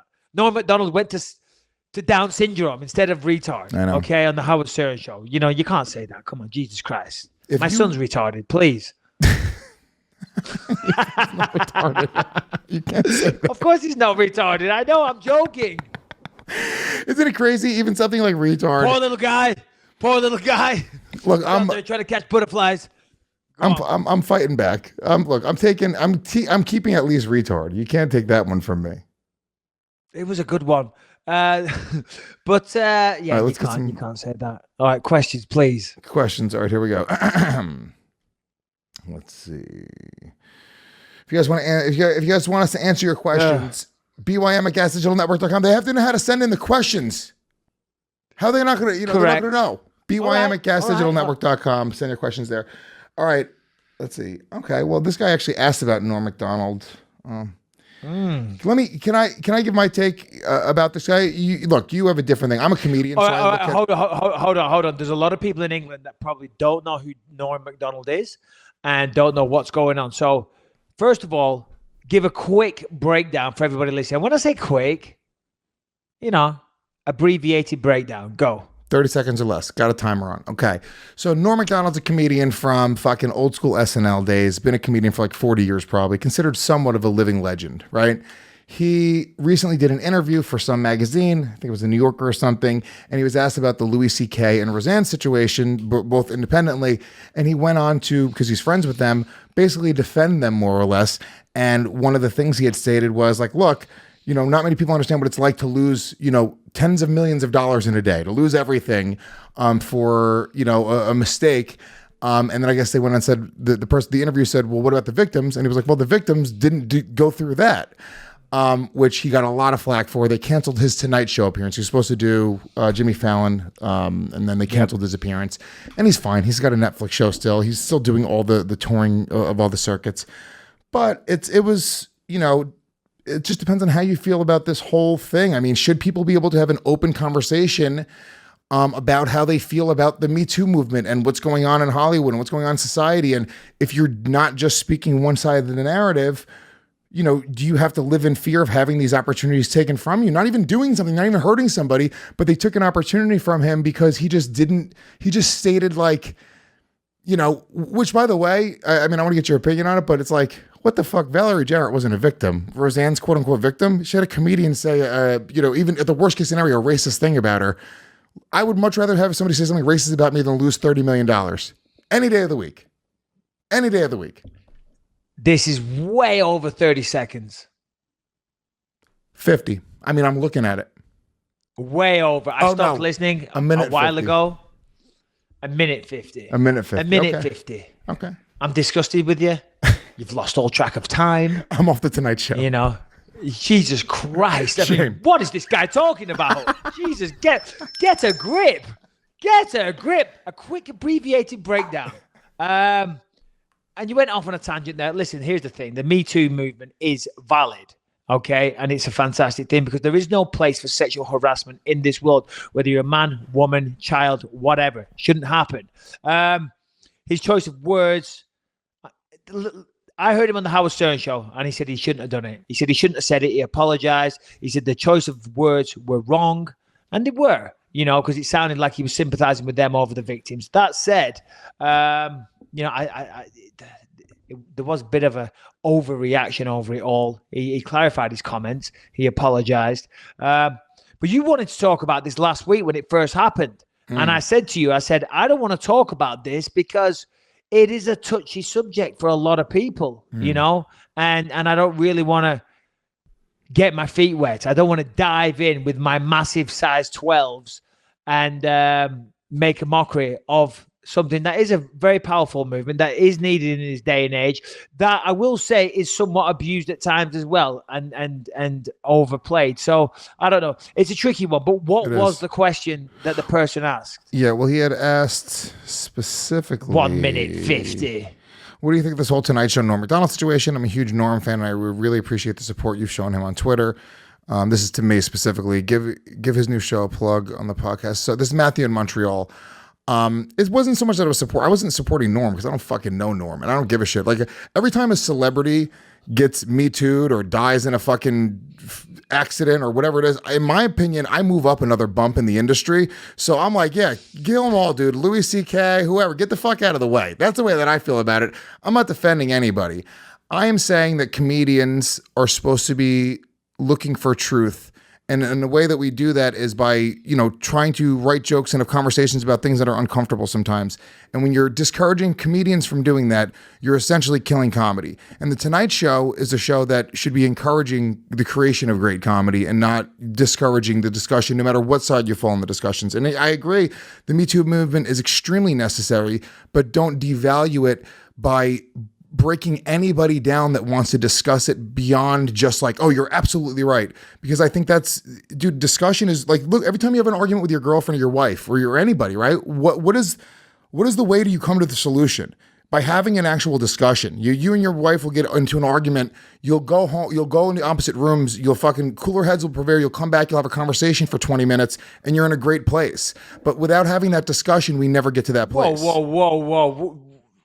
What age do you think we're living in? That's not how it goes down in my house, Lewis. She fucking listens. In my house, she gets a fucking slap. She gets told to get her fucking ass in that kitchen, make me a sandwich, put the kettle on, I want a coffee. In the meantime, I'll be taking a nap on the couch. When I wake up, you better have a better fucking attitude, okay? Of course I'm joking. Of course I'm joking. Of course you got to say you're joking too, which is fucking crazy. It's crazy. I know. Of course I'm joking. Yeah. I don't know. Anyway, so there you go. You did a good job of that one, Lewis. Well done. I'll let you handle that. Next question. Tom from London wants to know a question for Mike. If you could change one thing in UFC or MMA, what would it be? For example, would it be the scoring system, blah, blah, blah, or allowing certain banded strikes or overhaul the judges or whatever? Change one thing. Wave your magic Michael Bisping wand of MMA. You fix the sport of MMA or whatever it is. One thing you could change, what would you do? Okay, so this isn't, there's many, many things, and this is kind of a trivial one, and I'm only saying this because I don't want to spend 5 minutes of dead air thinking about an answer, but this did actually happen when I was watching the fights on Fight Pass at the weekend. Somebody was trying to escape in a position. They were on their back and they were using their feet to try and, against the fence, using their feet to try and advance position or, just get out from a position where they're being elbowed in the face. And the referee screaming out, get your toes out of the fence. Get your toes out of the fence. Get your toes out of the fence or I'm going to deduct a point, right? And I'm like, shut the fuck up. The guy or woman, whoever it was, is getting elbowed in the face. They're trying to advance position, and you're allowed to push on the fence. If whilst you're pushing, one of your toes inadvertently goes into the hole of the fence, I have no issue with that. And that seems to be a new thing that's happening. Now, as I said, it's kind of a trivial thing, but it's something that I did just see. In fact, I don't think it was the weekend. It was something I was watching this morning for a bit of research. And I thought, what a silly thing. Because you can push on the fence with your feet, you can push on the fence with your hand. But if one of your fingers or a toe, which you have way less control over a toe than what you do your fingers, if a toe goes into it, that's a foul. Now, there's many other things that need to be changed, but that is stupid. That needs to go. That needs to not be an infringement of the rules. One thing I could here's a proper one that just immediately rang out to me because it was this morning, actually. I was watching some fights. One thing that needs to change is the weight classes. The weight classes need to change. Everybody in the UFC, somebody said this at the weekend, I forget who it was. They said everyone in the UFC needs to move up a weight class. I forget who it was. It was like, it might have been Dustin Poirier or someone like that. I'm not sure. But they're absolutely right. Everyone needs to move up a weight class. They need to stop cutting so much weight. It's dangerous. It's going to decrease your length as a fighter. And it's hurting the sport. It's hurting the fighters' performances. Everyone needs to move up a weight class, and there needs to be more weight classes. If I could change it, that's what I'd do. That's what I would implement. Boom. Boom. Everyone moves up a weight class. Everybody just moves up a weight class. Ladies, you keep it nice and thin, ladies. Keep the pounds off. Yeah, keep it nice and slim. No, you keep it nice and slim. This is the episode that ends the show. Yeah. There's already some chunky ones at 135. They do not need to go up to 145. Look at Shannon. Shannon's crying, literally in the booth right now. By the way, we are joking, and I'm a massive fan of women's mixed martial arts, and there needs to be more weight classes. There really does. And you would train with them too. Absolutely, I would. With everything I had. You prefer to train with women. I give them everything I had, Lewis. Mike. Easy. So, anyway, next question. One more. Last question. This is from Dan. In your illustrious career, did you ever use a sports psychologist? If so, what benefits did you see? If not, Why not? Currently, I'm taking some sports psychology courses at university and wondering what a pro athlete's take is on it. So it's a good question. You talked about this on the radio show back in the day, I remember, but this definitely wasn't the podcast. So please elaborate. Oh, I've just came off a very, very nauseous. Oh, I feel sick. Maybe it's my earlier comments reflecting on myself, which I apologize wholeheartedly for. I'm clearly joking. Okay, sports psychologist. Yeah, used one in the past. What was his name? Dan something. Oh, God, I apologize. Works with a bunch of people. This sports psychologist, GSP, Rashad Evans, bunch of people. It was one of my fights. And yeah, it was very beneficial. We didn't actually work together in person. We had a few Skype sessions. And, you know, he would make me find a quiet room in the house, close all the curtains or turn off all the lights, get the room as dark as possible, lie on the floor, close my eyes, and just empty my mind. And he would talk to me. What? Yeah. and he just, you know, he'd talk to me and we'd talk about the fight and we'd use visualization. Yeah, many, many things. I found it very, very beneficial. I did. I would have liked to have continued using it, but you know, it wasn't convenient. It was inconvenient to do so. Of course, you know, he's not located in Orange County, so that's kind of why we didn't.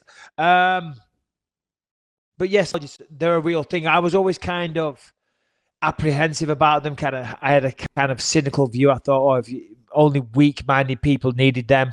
But I thought, I'm open to it. I'll give it a shot. And I was wrong. You know, they are very beneficial. And if you could get access to one, if you know somebody that can do that stuff or you can afford to hire one, then yeah, absolutely. Because you might just find one little thing, one little useful trick to help you mentally prepare. I mean, from that, one of the main things I took away from it was the use of visualization. You know, before every fight, before most of my sparring sessions, when I got a big fight, I'd close my eyes right before we start. I'd always want my opponent to start over in the opposite side of the cage, in their corner. I would close my eyes. I would imagine the crowd. I would imagine the referee in there, the judges, Dana White, Lorenzo Fertitta down at the side of the ring. Just imagine myself being there. I'd imagine the crowd. I imagine my music playing. The sports psychologist wanted me to go one step further. He said, when you spar, we want you to play your walkout music. We want you to walk in your cornerman behind you and stuff like that. That's all well and good for a sports psychologist to say that. Do you know the reaction I would get if I went down to my gym and said, okay, guys, before we spar, here's what I'm going to do. I'm going to turn all the lights off. Shit. We're going to blast out Blur Song 2. Perillo, Brady, get behind me. We're going to walk in. They'd be like, this guy's out of his fucking mind.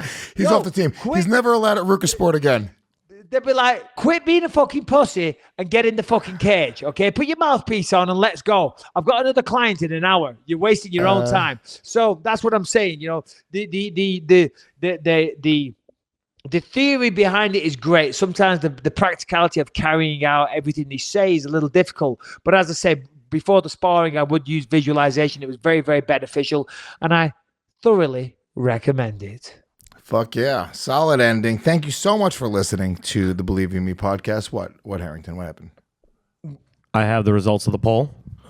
Okay. What was the poll? I don't remember what it was. What was the poll? Goonies versus the Burbs. Oh, I mean, come on. It's no contest. I mean, I bet you the Goonies gets 80%. 80% of the vote. Stop. But we never clarified. Hold on. First of all, Harrington, tell me what the question was. How did you phrase the question?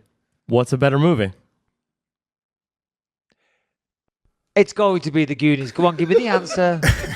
85% said the Goonies. Of course. Yeah, of course. The fucking Goonies. If you're a dipshit. Oh, come on, the sloth. It's not the sloth. It's Sloth. His name is Sloth. You did a character study on the sloth. It's a great character, okay? And The Burbs is a better movie, okay? Goonies is okay, but the Truffle Shuffle has died. No more Truffle Shuffle, okay? In fact, Lewis, do me a Truffle Shuffle. Listen, I'm very Truffle Shuffly right now. Believe me.